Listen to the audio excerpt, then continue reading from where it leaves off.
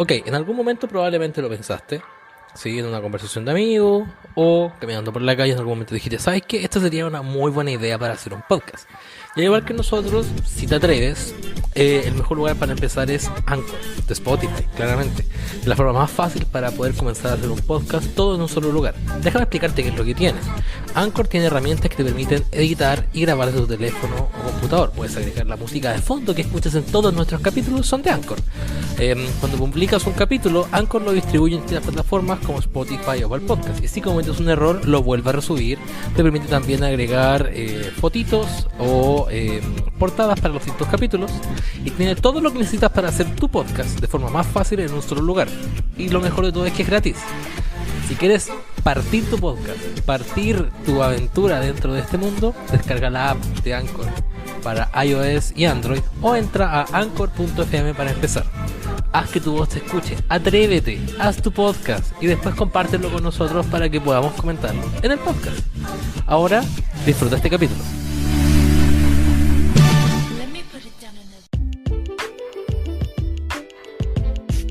Y bienvenidos a un nuevo capítulo de Personista Vereda. Mi nombre es César Núñez y me encuentro, como siempre, esta vez solamente con el señor Héctor Herrera.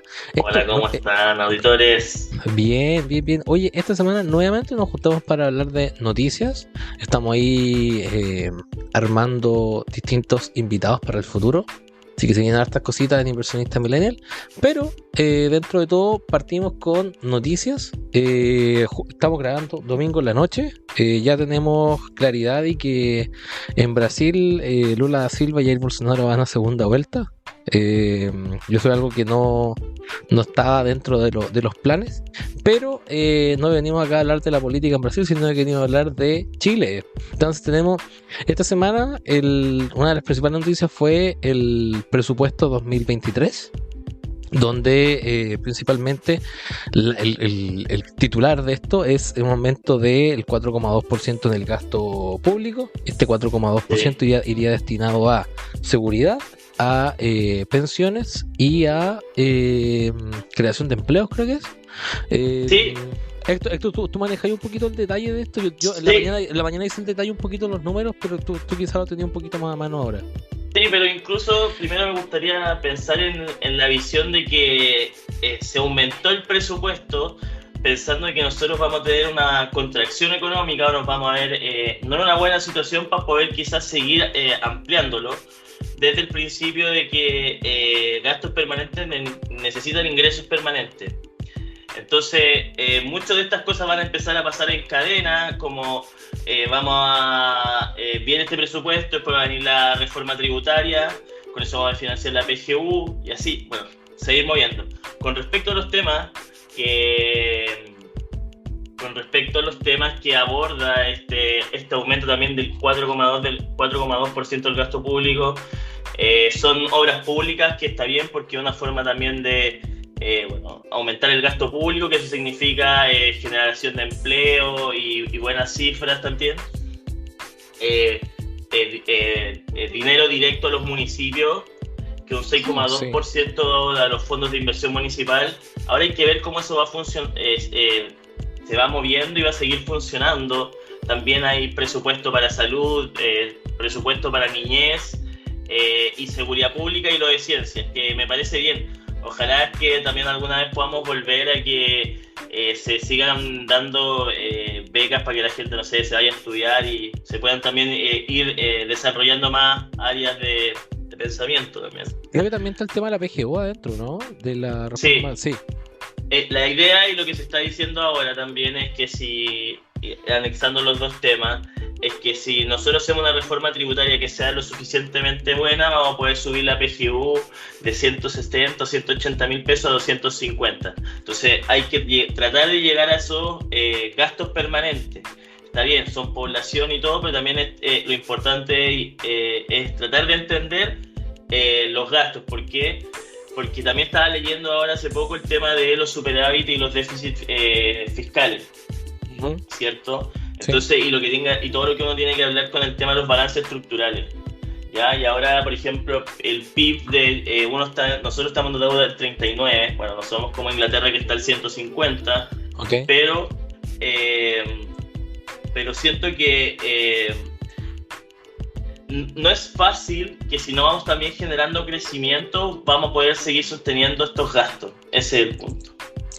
Perfecto, entiendo tu punto, que al final como que todo el presupuesto se vuelve poco creíble, dado que en el fondo estás tratando de impulsar algo que no necesariamente es como feasible. Que los países se llenan de necesidad y también hay que tratar de ver qué es lo que se va a seguir haciendo y qué es lo más importante, quizás en vez de, quizás es una forma de entregar dinero, hay que ver, o una transferencia fiscal, hay que darle más de una variante, no sé. Yo creo que después de lo que pasó con el plebiscito, ya casi de entrar en ninguna discusión política, Boric se dio cuenta que tiene ciertos flancos grandes que tiene metidos detrás y que, bueno, aparte que la culpa de la derrota electoral en el plebiscito no es culpa de Boric, para nada, al contrario, como que él trató de impulsar todo el tema constitucional. Pero lo que quiero decir es que Boric se dio cuenta que el sector tiene flancos grandes donde probablemente otro sector político está tomando el avance en estos temas, están acaparando la agenda, como se podría decir. Y dentro de eso, una de las cosas que quizás más llama la atención es el tema de la seguridad, donde, basta con meterse a Twitter y darse cuenta que Felipe Kast, que es senador por la Araucanía, todavía le sacan cara a Boric, que todavía no va a la Araucanía. Pero esta semana la ministra del Interior ha ido a la Araucanía. Tenemos el tema de las pensiones también, que ya con los 3 retiros, hablar de que las pensiones van a ser mejores ahora que como eran hace quizás 2 años atrás, es un poco irrealista. Pero en el fondo lo que está haciendo, yo creo, Boric es tratar de tomarle de nuevo, tratar de tomar control de este auto o de este barco que se llama el gobierno de Chile, y tratar de dar señales para que la gente diga, ¿sabes qué? Está haciendo algo, por lo menos lo va a intentar. Aparte, llama la atención que este es el primer presupuesto que Boric hace en su totalidad, porque el presupuesto anterior venía de la administración Piñera. Entonces este es el primer presupuesto que él hace. Entonces, ya como les decía, en temas de señales, que es lo que nosotros hablamos generalmente que el gobierno tiene que dar, es una señal interesante que Boric esté poniendo los puntos sobre la I, especialmente con los flancos que tiene, especialmente en su sector.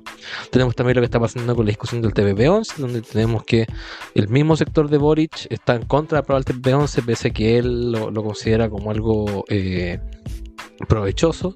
Pero el TPP-11 es bien controversial porque yo lo veo que como es una forma de generar crecimiento, ¿cierto? Es decir, vamos a llegar a reglas en comunes en términos de impuestos, en términos de importaciones con algunos países que son millones de tratados de libre comercio, pero que al mismo tiempo te dan obligaciones, ¿cierto? Como respetar patentes, por ejemplo. Uh-huh. Entonces, si existe una patente en Estados Unidos, tú no puedes llegar y duplicarla. Son cosas como que tratan de reducir al máximo como que haya cosas ilegales y nada, y que todo se mueva a nivel de corporaciones. Por eso esa es como la idea.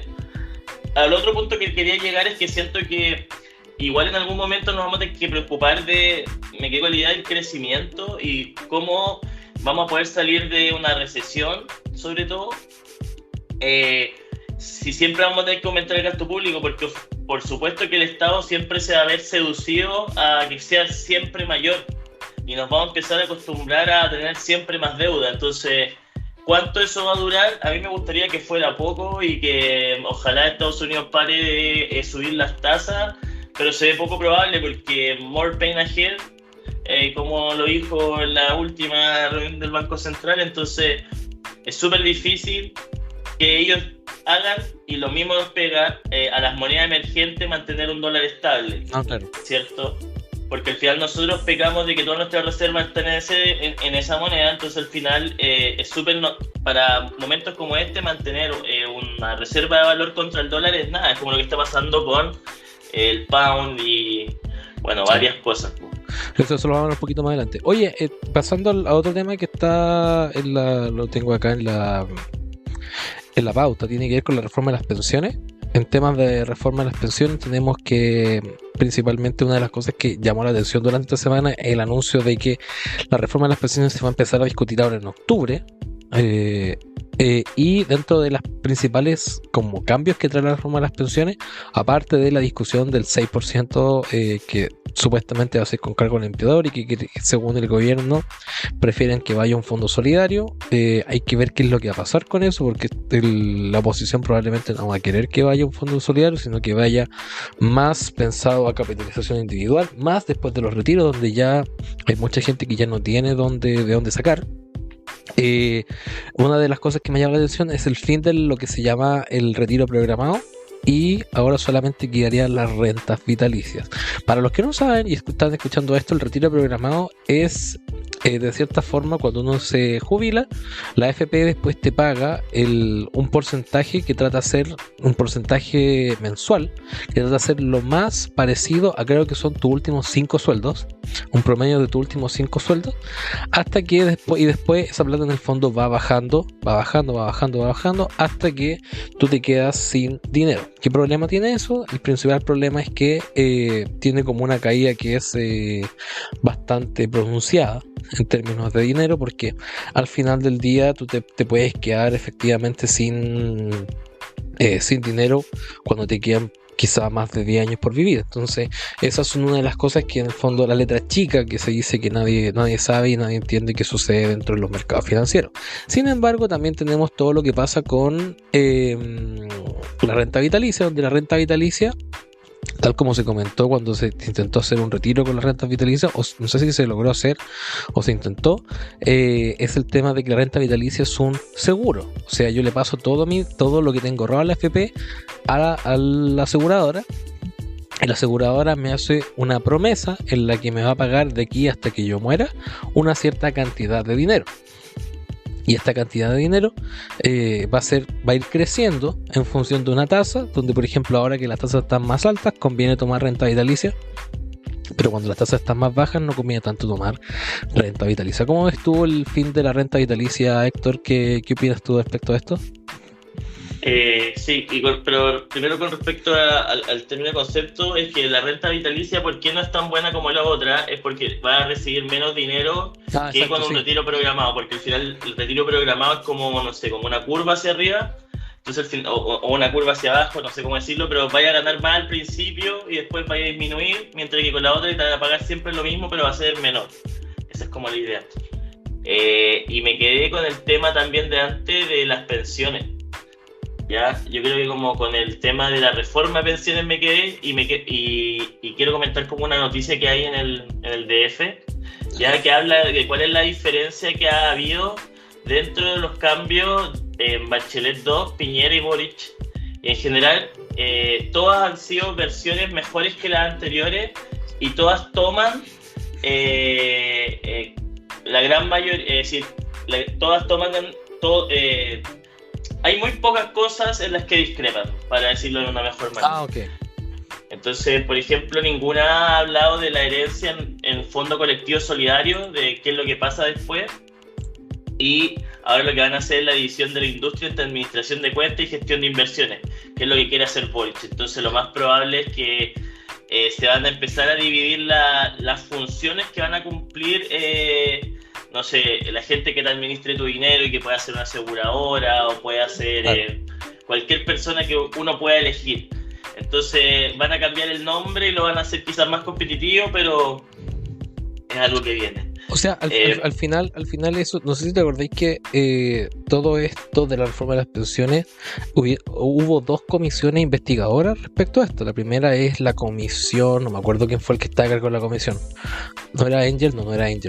Y la segunda es la comisión Bravo, que es la comisión que quizás es la más famosa, que se hizo en Bachelet 2, que es la que en el fondo, yo me acuerdo que el profesor que teníamos nosotros, que es José Luis Ruiz, él participó en esta comisión, y hay como un escrito final, como un manual con recomendaciones por parte de no sé cuántos expertos. Estamos hablando y expertos no solamente nacionales, estamos hablando de eminencias mundiales. Yo me acuerdo de que yo hice mi tesis en función de finanzas personales, y habían como gente, profesores de Stanford, profesores de Harvard, y todos ellos al alero de la comisión de pensiones de Bachelet 2. Entonces no es gente así como que agarraron en la calle y la sacaron. Entonces gran parte de y de las conclusiones están dentro de esta primera reforma de las pensiones de Bachelet, están dentro de la reforma de pensiones que también tiene Piñera, y ahora, por lo que leía hoy día en la mañana, también están dentro de la reforma de pensiones de Gabriel Boric, y Gabriel Boric está tratando de darle un giro en función a lo que él cree que es razonable, que es agarrar este 6% adicional y tratar de meterlo en un pilar de ahorro solidario. ¿Tiene comentario, Héctor, al respecto? No. Bueno, dentro de las cosas que tiene que ver con todo esto de la reforma de las pensiones, una de las cosas que llama más la atención es que esta es la propuesta, que hay que ver cómo va a salir.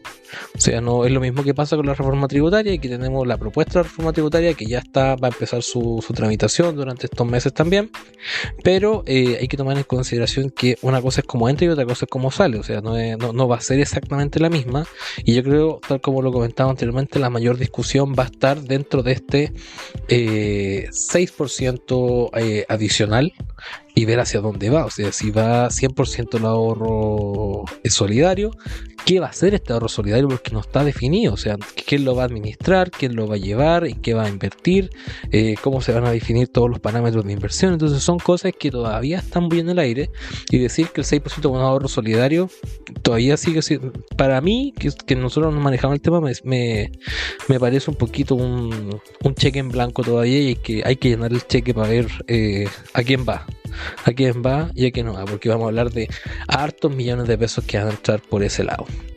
¿Nos movemos a Estados Unidos, Héctor? Me parece, sí. Bueno, en Estados Unidos, la semana pasada fue una semana, por no decir compleja. Los mercados siguen en caída, siguen cayendo de forma, no quiero decir de forma como precipitada, pero hay harta incertidumbre en los mercados. Incertidumbre es la palabra que menos les gusta a los financistas, y principalmente esto se debe por el S&P 500 llega a niveles mínimos en 52 semanas, y llega a niveles incluso durante parte de los días de diciembre del 2020. O sea, estamos hablando de plena pandemia. Y dentro de las cosas que más llaman la atención, ya estaba leyendo una columna de CNBC donde decía que los analistas creen que la Reserva Federal va a hacer todo lo posible para poder controlar la inflación, y eso probablemente arrastre a todos los mercados del mundo, y no exista de cierta forma un freno para la Reserva Federal. O sea, vimos durante el día jueves y viernes los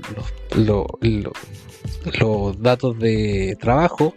Los datos de trabajo del fondo están saliendo mejor de lo que pensaba. O sea, el mercado del trabajo se está recuperando mejor de lo que se esperaba, y eso le da a la Fed, entre comillas, vía libre para poder subir las tasas de interés como quiera, para poder controlar la inflación, y eso en el fondo le genera incertidumbre, porque la Fed ya ha cambiado el plan 2 o 3 veces. O sea, partimos hablando de inflación transitoria, después partimos hablando de inflación con nombre y apellido, y ahora Powell en algún momento dijo que la alza de tasa iba a ser con soft landing, o sea, con un aterrizaje calmado, y parece que no está siendo así. Estamos viendo el alza de tasas más agresiva de la historia de la economía, con movimientos que están afectando a todo, a todas las monedas y a todos los mercados, casi sin precedentes. Entonces, no sé, Héctor, ¿qué es lo que crees tú, qué es lo que estás viendo en Estados Unidos?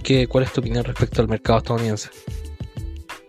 No, sí, mi idea con respecto al mercado estadounidense es que es un mercado que va a seguir subiendo las tasas hasta que puedan controlar la inflación, que no se ha podido ver cuánto va a durar, sabiendo también que hay una guerra que está afectando a todo el mundo.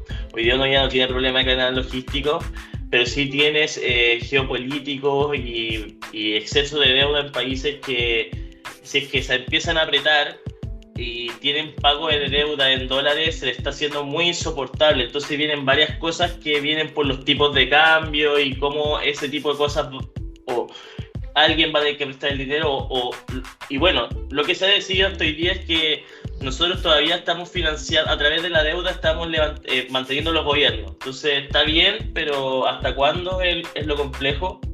Yo creo que, bueno, de aquí hacia adelante, more pain to head, como lo dijeron en la última reunión del Tesoro. Entonces, ellos no tienen problema.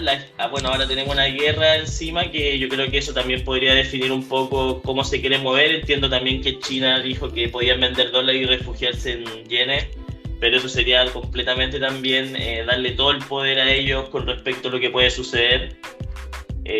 Igual yo esta semana estoy un poco más como decaído en Estados Unidos, sobre todo por el huracán que hubo. Creo que fue terrible. Están pasando cosas súper graves, entonces también había leído que antes hablábamos de global warming, de calentamiento global, y esa era como la palabra, ¿ya? Y era súper difícil, y antes la tomábamos como más en serio, y ahora decimos cambio climático, porque definitivamente esto va a empezar a suceder y va a pasar mucho. Entonces, y está pasando con mayor periodicidad. Entonces es súper complejo también cómo eso se va a ir dando, y Estados Unidos, bueno, siempre es lo mismo, inundan, vuelven a salir, sino como reconstruyen inmediatamente y siguen viviendo, pero ya acá esto va a ser más común, entonces... Claro. Bueno, una de las cosas que llama la atención del huracán Ian, no sé si he logrado ver como las cifras que se manejan de lo que pasó.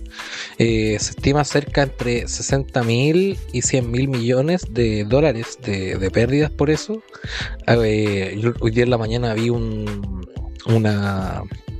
timelapse como de lo que pasó, y era metros y metros de agua que entraron a las distintas partes de Florida, y principalmente el impacto que yo comentaba en la mañana que podría tener principalmente en las compañías de seguro y en los parques. O sea, es esperable que todos los parques de atracción, ya sea Disneyland, etcétera, etcétera, etcétera, van a estar todo cerrados, y eso le agrega complejidad a una economía estadounidense que ya está súper golpeada.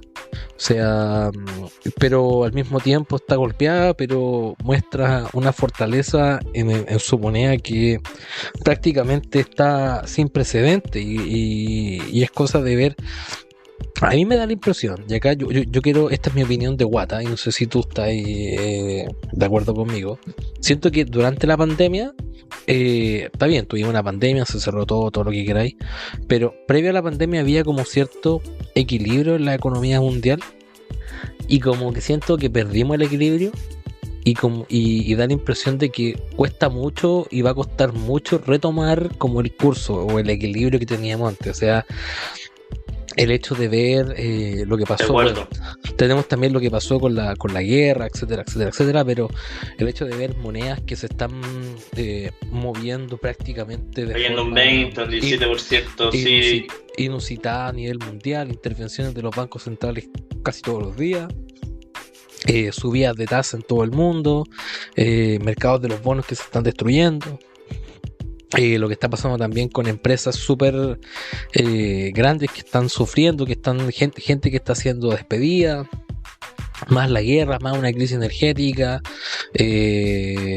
Entonces siento que algo se rompió, y es como que si tenías que desactivar la bomba y cortaste el hilo equivocado, y la bomba te está explotando en la mano. Entonces yo creo que eso es lo que nos pasó en su momento, y yo creo que la Reserva Federal, pese a todo, le va a costar caro, le va a costar muy caro recuperar toda la confianza que se perdió con todo esto que hablábamos, del transitorio, del que sí, que no, y que ahora nuevamente cambiando el discurso. Entonces, al final, yo me acuerdo de cuando estábamos en el máster, que nuestros profes nos decían que el mayor activo del Banco Central es la confianza, más que el dinero, etcétera, etcétera, etcétera. Pero cuando me da la impresión de que la Reserva Federal ya tiene esta desconfianza de no saber hacia dónde va, y que todos estén leyendo palabra por palabra lo que Jerome Powell esté diciendo. No sé cuál es tu opinión respecto a esto. No, disculpa, ¿cuál es la pregunta? Tu opinión respecto como a la situación que tiene la Reserva Federal actualmente. O sea, esta cuestión de que se imprimió plata a diestra y siniestra durante la pandemia. Yo creo que el problema es que equilibrio. Bueno, es que esto ha pasado antes, pasó en los 70 con Paul Volcker y así. Yo creo que van a empezar y va a poder estrujar a todo el mundo. Yo creo que también eso es lo que está haciendo Estados Unidos geopolíticamente, está ayudando a todo lo que más puede. Hoy día tienen el tema con NATO y la guerra de Rusia. Yo creo que las monedas en estos minutos, cuando se hacen más fuertes, porque nosotros decidimos hacer reserva en dólares. Ahora, ¿cómo eso vaya a ser en el futuro y eso nos afecta a nosotros? Sí, vamos a ser un bloque. Entonces, obvio que Jerome Powell va a ser juzgado, pero al mismo tiempo este va a ser por también los momentos más difíciles quizás que vamos a vivir, porque estamos viviendo a pasar, como siempre lo estamos diciendo antes, como de bipolar o multipolar a más unipolar y que existan bloques. Entonces, los que se alíen al dólar van a tener que resistir de esa manera, o van a tener que, como ahora TPP-11, si uno lo quiere mencionar, así como existir tratados que nos ayudemos entre todos, como se hacía antes, como volver a los viejos tiempos. Ahora, el otro día está, no sé, como que lo converso en el podcast, pero también lo converso con César, es que estaba viendo las cifras de Bloomberg que decían como, nosotros siempre hemos salido de las recesiones, ¿ya? Como, es decir, cuando vamos la mitad de la recesión en general, es decir, caemos al punto más bajo de la recesión y nuestras acciones pierden un 20, y cuando vuelven a recuperar el 10, normalmente esto sigue subiendo, ya sigue subiendo y se acabó como el tiempo malo. Y ha pasado 2 veces nomás que ha caído, y eso fue para el 30 y como que ahora pasó de nuevo. Entonces, el miedo que a mí nomás me da es como cuánto tiempo nos vamos a recuperar, en recuperar la estabilidad financiera, ya como a través mundial. Como que yo digo, la última vez fue a través de una guerra, ya, que fue la Segunda Guerra Mundial, y a través de 16 años fue una super crisis, la crisis de los 30. Entonces, nadie está alarmando que van a ser 16 años, pero es algo que vamos a tener que vivir, no sé, algo va a tener que pasar. Aparte, igual hay varias cosas que pueden pasar en el mundo. Yo creo que, bueno, ahora los robots, una guerra, no sé, nadie está acostumbrado a eso. Lo que ha pasado, como el tema de las armas nucleares, bueno, para que regale OVNI, lo que uno quiera, pero tienen que pasar cosas graves o que cambien paradigmas también para que, digamos, ya Estados Unidos no es el mejor del mundo, ¿cachai? No, sí, yo estoy de acuerdo contigo en ese caso. Pero me sigue llamando la atención el tema de la gran pérdida de confianza que tiene la Fed. Bueno, acá también, en general. ¿Y quién le compite a la Fed? Es que es el tema, po. No, si nadie, po. No, es que el tema es que la Fed no compite con nadie, pero la gente en Estados Unidos, dado que es la economía más grande del mundo, tiene probablemente gente igual de preparada que Jerome Powell, pero acá la actitud del Banco Central es prácticamente indiscutible. Pero en Estados Unidos, lo que te decía, cuando tú ya cambias el discurso 2-3 veces, pasando de transitorio a no transitorio, de soft landing a subir las tasas hasta que te aburre, como que el discurso se te pierde. Decir, lo único que yo creo que ese discurso se da por un tema de que se da para dar tranquilidad en el pueblo también. En definitiva, tú no le podés decir, oye, como tú diciendo que no sabes lo que vaya a pasar con la inflación y todo, como que así que las cosas vayan pasando nomás, y como que sabéis que los precios están subiendo, y porque no le podéis decir al tiro como, ya sabéis que esto no se va a pasar, realmente hay una crisis económica, los datos anteriormente nos acompañan y nos aseguran que esto se va a demorar tanto tiempo. Yo creo que también es como transforman el mensaje, a menos que ellos también sean igual que nosotros, que nos vamos a descifrar un poco que venía. Yo creo que igual desde el año pasado han habido porcentajes de recesión, y hoy día la gente ya en promedio nos acostumbramos o estamos acostumbrados a decir que va a haber recesión. Entonces, claro, ese es el punto. No, bien, estoy de acuerdo contigo. Oye, nos vamos a Europa. ¿Qué quería hablar primero, Putin o la inflación?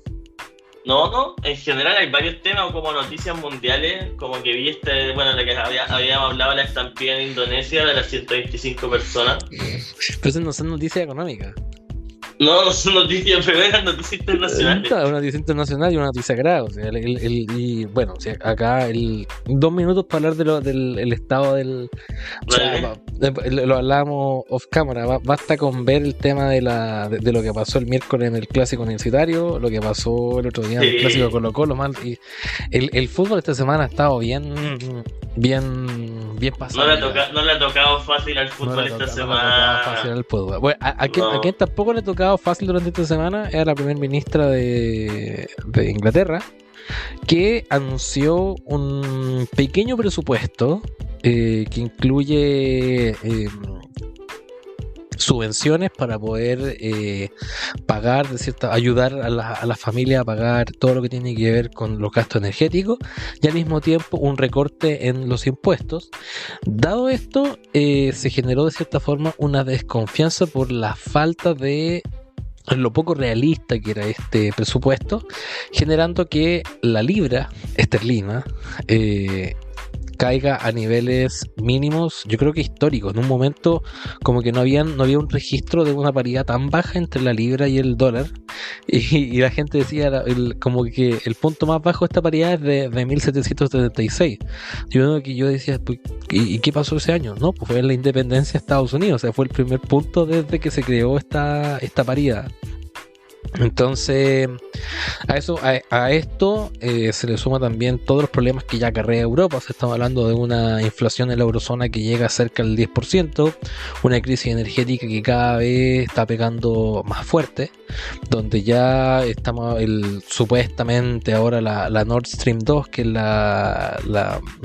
el viaducto de gas, ahora está con problemas para llegar a, creo que Finlandia, Dinamarca y parte de Alemania.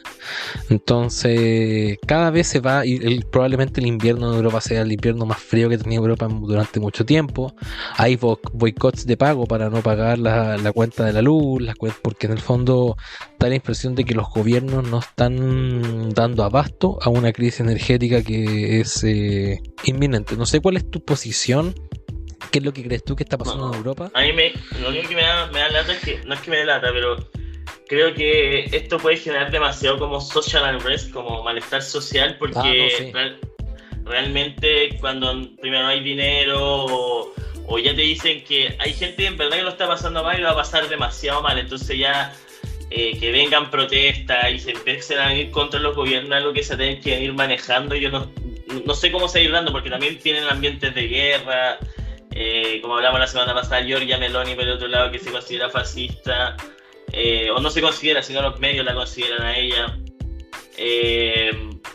Entonces no se le viene para nada fácil a Europa. Yo creo que también Putin anexando los 4 lugares el viernes, los lugares del norte y del sur, creo que es complejo, porque también no sabemos dónde vamos a negociar y con quién vamos a tener que seguir teniendo las relaciones. Si Estados Unidos sigue aumentando las tasas, le está pidiendo a todos los demás países que ellos se van a seguir haciendo más fuertes, y los demás, cuando tengan todas sus deudas en dólares, se van haciendo más insostenibles, y van a haber países que van a ir explotando, como el caso, no sé, por la Burkina Faso, que quiere que franceses se vayan. Entonces van a hacer revelaciones sociales si bien empieza a llegar el invierno en Europa, por ejemplo. En otros lugares vamos a tener también ahora cómo se va a dar la guerra de invierno. Bueno, en África también hay un problema de que no llega tanta, es un continente más pobre, entonces también vienen también de una pandemia, y se murió mucha gente. Entonces, bueno, la geopolítica y todo lo que tenga que ver con Europa va a estar complejo durante la guerra. No, incluso si uno lo ve desde el punto de vista del cambio del paradigma, o sea, en el Reino Unido cerraron probablemente una de las etapas más exitosas de su historia, que es como el reinado de la reina Isabel II. Y ahora como que da la impresión de que, o sea, terminó eso y entraron como a una crisis de su moneda así como inmediato. O sea, y estoy teniendo la fortuna de poder ver ahora la serie Netflix The Crown, y da la impresión de que los reyes tienen más cosas que decir respecto a los primeros ministros que lo que uno cree. O sea, tienen reuniones semanales donde hablan de política exterior, hablan de el manejo de gobierno. Entonces, y el primer ministro en el fondo está al servicio de la corona. Entonces la corona tiene injerencia dentro de todo esto.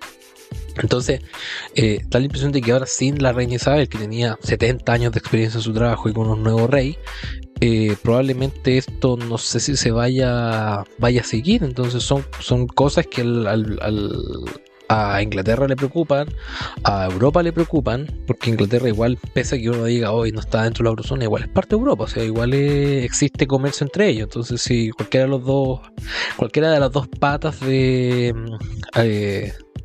la mesa se cae, la mesa no cae en pie, po. No, claro. Sí, Más tenemos lo que nos pasó con mi compadre acá, Vladimir Putin, que el día miércoles salió a decir que todas las 4 provincias de Ucrania que están ocupadas y con referéndums que la comunidad internacional no reconoce, ahora son anexadas y son parte de Italia, de Rusia. Sin embargo, durante las últimas horas se ha dado a entender que Ucrania recuperó, creo que una de las zonas que estaba en riesgo. O sea que estaba unilateralmente tomada. Entonces hay que ver qué va a pasar con eso. Desde hace muchas semanas que Rusia está hablando de un tema de aumentar todo esto desde el punto de vista de vía nuclear, pero no sé qué tanto vaya a llegar. Y al mismo tiempo me da la impresión de que Rusia se está quedando sin aliados, se está quedando sin recursos, y está Putin tratando de hacer todo lo que puede para poder llegar como a lo que él cree que es lo más correcto. No sé cuál es tu opinión respecto a lo que está pasando con esto y de qué forma lo puedes lo interpretas. No, sí, estoy completamente de acuerdo en el sentido de que Putin es una persona que está tratando también de generar publicidad hacia él. Es decir, esta guerra solo partió porque él también quería seguir siendo presidente y no estaba en el camino que él siguiera en general por lo que quiere hoy día Rusia. Entonces, que se vengan a tomar esos territorios va a probar también cuánto Rusia va a poder incidir y también si es que está esperando el invierno y cómo se va a desarrollar, porque veo súper difícil al mismo tiempo que Estados Unidos le inyectó más recursos a Ucrania.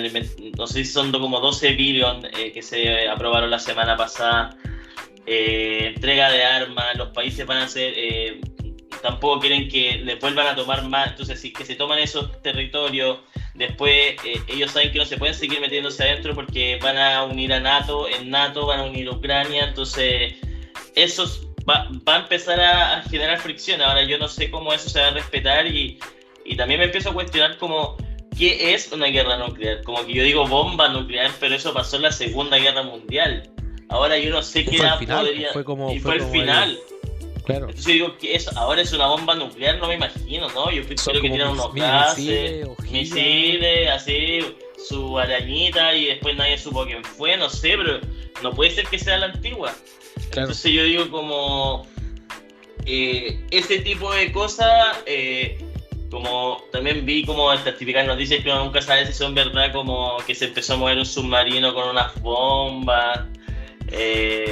Obvio que si uno lo piensa así, que a un ataque a gran escala no va a ser a lo antigua como va a llegar un avión y va a tirar algo, claro. Sino va a ser como se infiltró a alguien, 20 muertos, no sé, algo terrible. Yo estuve viendo estos típicos cuando uno está, no sé, día jueves de la noche y está ahí metido en YouTube, está ahí acostadito en tu cama, y me apareció un video respecto como a un tipo que hacía un análisis de el mapa de entre Ucrania y Rusia y cómo había avanzado la guerra y cuáles eran como las intenciones de Putin con todo esto. Y lo que pasa es que Putin en el 2014 tomó Crimea, y Crimea es como una península que está al sur entre Rusia y Ucrania.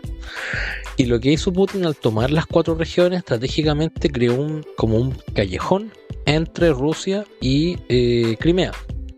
Entonces se tomó como todo, es como, no sé, como si es de Bolivia quisiera tomarse como un pasadizo para poder llegar al mar, pero se lo toma por, en vez de tomar directo por Antofagasta, entra por Arica. Entonces se toma todo por Arica hasta arriba y se toma como toda la frontera hasta llegar a Arica. Eso es más o menos lo que trató de hacer Putin. Sin embargo, Putin trató de tomar le faltó la parte que es la ciudad que se llama Odessa, que es como una de las ciudades uno de los puertos más grandes que tiene Ucrania, y no lo logró tomar.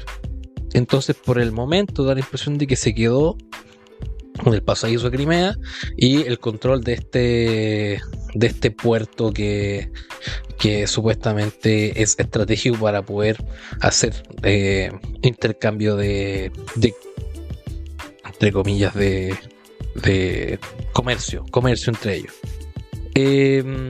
Eso, hartas cosas pasando en Europa.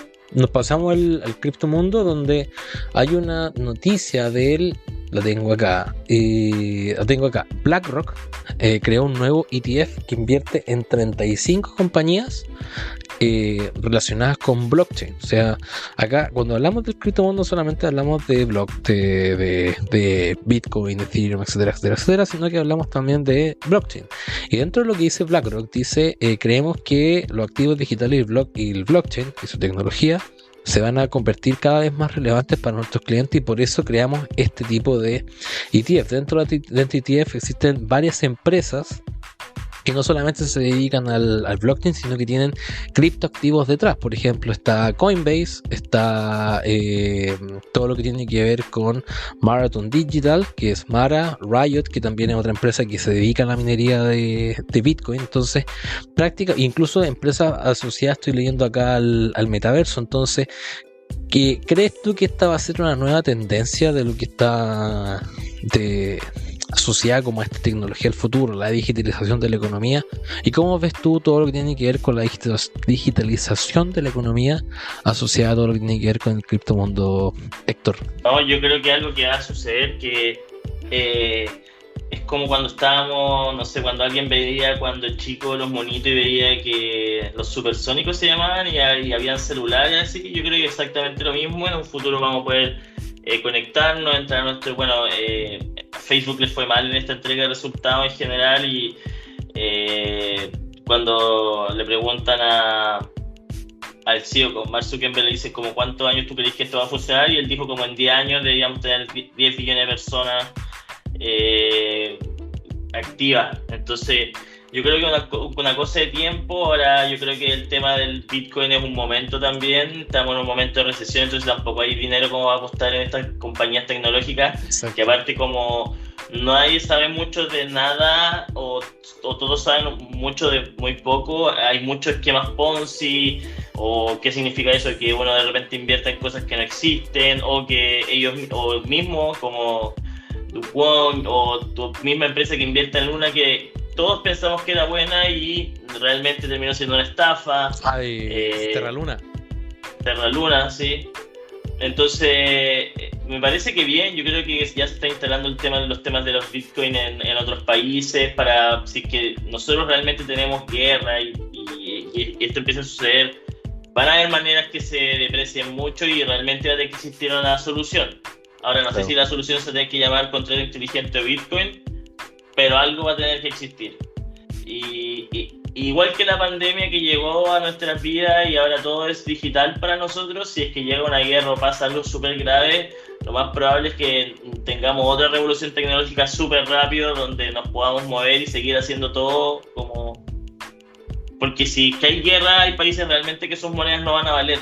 Claro. Y quizás vamos a seguir en un mundo globalizado. Es una de las cosas que estaba leyendo justo antes de que empezáramos el podcast, que dentro del criptomundo hay gente del ejército ruso que está tratando de juntar dinero para poder financiar al ejército ruso utilizando criptomonedas, dado que así como que evitan las sanciones de Estados Unidos. Es parte de decir que en el fondo los bitcoins le sirven a los buenos, entre comillas, que serían en este caso los que son atacados, que son los ucranianos, para poder sacar su moneda. También le sirven a los malos, entre comillas, a la gente que está haciendo su operación especial militar para poder financiar dentro de todas las sanciones que tiene Rusia. Entonces la digitalización de la economía sirve para poder eliminar como las barreras y los bordes. Dentro de eso hay una noticia que aparece acá, que está en la pauta, que sale que SWIFT, que es esta cámara de compensación internacional, está trabajando con uno de los grandes proyectos de criptomonedas, que es Chainlink, para poder de cierta forma generar como interoperabilidad, de cierta forma, para poder hacer operaciones interbancarias utilizando blockchain. Y dentro de lo que dice acá el director estratégico de SWIFT, dice que hay un interés que es indenegable por parte de inversiones institucionales para moverse hacia el mundo cripto, no necesariamente invirtiendo, sino que utilizando la tecnología para tomar beneficios. ¿Qué beneficio tiene esto? Es lo que hemos hablado por mucho tiempo, que la cámara de compensación de Swift, cuando uno quiere mandar plata para afuera de Chile, se demora 2 días llegar de un lado a otro, y con cripto no se demora ¿cuánto? ¿1 hora? Si uno sabe usarlo 5 minutos. Entonces son esas cosas, y eso, y el fee es muy caro. Y es muy caro también. Entonces quizá lo que quiere hacer Swift con esto es tratar de entender cómo lo hacen las criptomonedas, con lo bueno y con lo seguir malo. ganando dinero. Con lo bueno, Sí, no sé si seguir ganando dinero, pero con lo bueno y con lo malo, pero tratar de hacer como una economía que sea un poquito más globalizada y un poquito más, no, y un poquito más moderna. O sea, para mí sigue siendo impresentable. Pero yo creo que no, sí, pero yo creo que existe el Swift porque le pueden sacar plata al proceso. Es como Western ¿entiendes? Union, claro. Western Union, ¿cachai? Y por eso existe, y todo dentro del corporativo nos conviene, porque si toda la gente transmite y todo, quizá también, aparte porque genera incentivos malos a que no se revise, claro, y todo, porque se nos va el negocio en las manos. No, claro. Y la última noticia que tenemos antes de cerrar, dice acá Diario Financiero: criptomonedas, flujos de salida caen en un 97% a medida que los inversores se alejan de activos de riesgo. Los inversores sacaron 17,6 millones de fondos cotizados en bolsas de criptomonedas en los 3 últimos meses que terminaron el 30 de septiembre. Y esto acá me da la impresión de que es como un sensacionalismo, principalmente porque estamos metidos en una recesión grande en los mercados normales, entre comillas, y en los mercados cripto. Estamos en medio del cripto invierno. Entonces decir que en el fondo hoy todos se están yendo, saque todo, se está quemando todo, es como viejo. ¿Para qué le estáis metiendo más benzina al fuego? O sea, me da la impresión de que es parte natural de un ciclo económico, un ciclo financiero, y yo al contrario, yo creo que esta oportunidad que estamos teniendo ahora, lo que hablábamos, esta falta de equilibrio, nos va a servir como oportunidades para un futuro. O sea, el solo hecho de ver el mercado inmobiliario en Chile y ver cómo se está cayendo, y yo, y no sé si Héctor y varios amigos probablemente estamos esperando que se caiga todo para poder empezar a cumplir el sueño de la casa propia. O sea, no creo que sea algo descabellado esperar el crash inmobiliario para poder comprar un poquito más barato la casa, el departamento, o lo que uno quiera. No sé cómo lo ves tú, Héctor, hablando no solamente desde el punto de vista de las criptomonedas, sino como en general. Y quizás este podría ser como el mensaje que le dejamos al auditor. Yo no veo como el crash, como que ¿cuándo es el crash? Porque al final lo que va a seguir pasando, igual que van a seguir aumentando las tasas. Y quizás vamos a ver tasas, no sé, del 20, el 30, como a la vieja escuela, no sé. Y ¿cuándo fue el mejor momento para comprar también?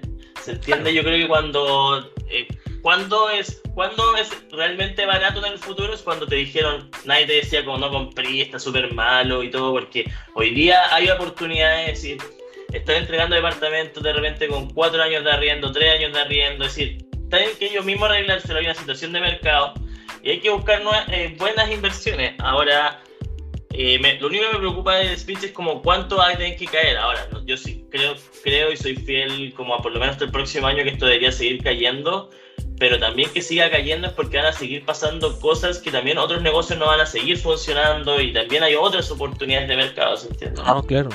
Pero es que bueno, eso es lo que en un momento, creo que lo comentamos, es lo que decía Warren Buffett en su momento, o sea, y lo que dice Cathie Wood, que también dice que probablemente esta crisis va a ser un catalizador para que la innovación tome el lugar de distintas industrias que se están quedando atrás. O sea, el solo hecho de pensar en los autos eléctricos, o la pandemia. No, claro, el hecho de pensar en la telemedicina, que era algo que antes de la pandemia no estaba pensado para nada. El hecho de pensar, ponte tú, la industria ahora de todo lo que tiene que ver con mascarilla, alcohol gel, porque, a ver, uno dice, oye, nos sacaron las mascarillas, qué rico, pero uno va a tener que seguir comprando mascarillas para poder entrar al hospital. No, y también yo creo que es algo que estaba tan metido que nosotros lo veíamos así como algo tan raro que tenían los asiáticos en su momento, y algo que ahora parece que se quedó como en nuestro ADN. Y ahora, típico, cuando uno esté resfriado, cuando uno se meta al metro, cuando uno haga transporte público, va a tener que usar mascarilla. O sea, no es obligación, pero va a tener esa connotación de poder decir, ¿sabes qué? No me quiero contagiar. Hay mucha gente acá que me puede contagiar, entonces, ¿por qué no cuidarme si no cuesta nada? No sé cómo lo ves tú. Sí, no, yo creo que es una nueva como costumbre que se va a agregar a nuestra cultura. Me parece bien. Ahora yo creo que cómo se van a seguir manteniendo esos negocios, yo creo también, no sé, el tema de las mascarillas que ya no se van a usar. No se van a usar menos. Sí, ¿qué otros negocios se podrían ir? Yo creo ahora. El tema del jabón líquido. No, el alcohol gel, dices tú. Alcohol gel. O sea, no va a ser tan prominente como antes, pero el alcohol gel antes se usaba, o sea, mucho tiempo se ha usado Pero ahora hay en todos lados. No, pues, ¿Cachaste que el tema de la temperatura siempre fue mentira? Parece como que ahora lo sacaron. No, pues sí, es que ahora no tiene sentido, es que te tomas la temperatura, el guardia no te ve, y tú entras igual. ¿Tú crees que alguna vez fue verdad? Sí, yo creo que uno yo no soy doctor. Pero bueno, nunca funcionó eso. Está bien, sí. Pero uno quiere creer que la gente hace las cosas por buena... el mundo ojalá fuera así. Por el bien común. Eso, pues, oye, buena ronda de temas nos tocó ver. ¿Alguna mensaje que le quieras dejar al auditor? No, solo que se vienen buenas cosas hacia adelante, estamos preparando material y que tengan buena semana. Eso, yo también, dejar invitado al auditor, más que nada que no piense esto, malas noticias, todas estas cosas, como que van a perder toda su plata o que se acomplejen. Yo creo que hay oportunidades siempre. En finanzas siempre hay alguien que gana plata cuando gana y hay alguien que gana plata cuando todo baja también, así que yo creo que es un momento de oportunidades. Hay hartos paradigmas que hemos hablado que están cambiando a nivel mundial y bueno, es parte de como dice por ahí Natalie Mercado explica, hay que acostumbrarse al caos y acostumbrarse a todo lo que viene. Eso, los dejamos invitados a que esperamos que les haya gustado el capítulo, los dejamos invitados a que nos sigan en nuestras redes sociales, tenemos Instagram, YouTube, LinkedIn, Twitter y nuestra página web donde tenemos todos los capítulos ordenados y que tengan muy buena semana y suscríbanse para poder invertir en su futuro.